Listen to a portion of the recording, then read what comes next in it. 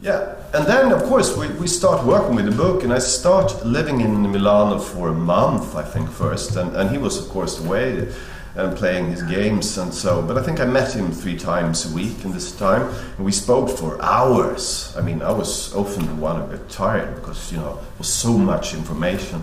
And in the beginning he was this charming, wild, crazy man who was telling me about driving with his Porsche in 300 kilometers an hour, or, you know, doing all these fun, wild things. But after a while, our talk deepened.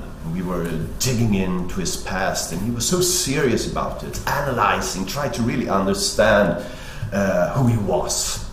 So late every night I went home, maybe I took a glass of wine, you know, my head was sort of burning after talking to this, you know, fascinating man, and I went to bed, and I woke up quite early and put my earplugs in my ears and listened to him again.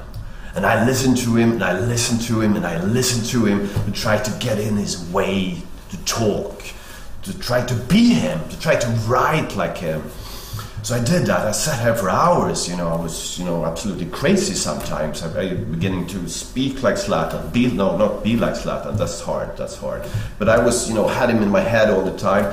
And then, of course, I had to do research all the time because I didn't know anything about football. So I Googled and I, you know, read all the books that ever been written about him, and I fall to, when I go to bed at night, you know, I had all these articles about him. So I lived in a sort of, I mean, no, I'm a reader, you know, I'm sort of a freak reading my books all the time, but during this period I didn't read anything other than Zlatan things, actually.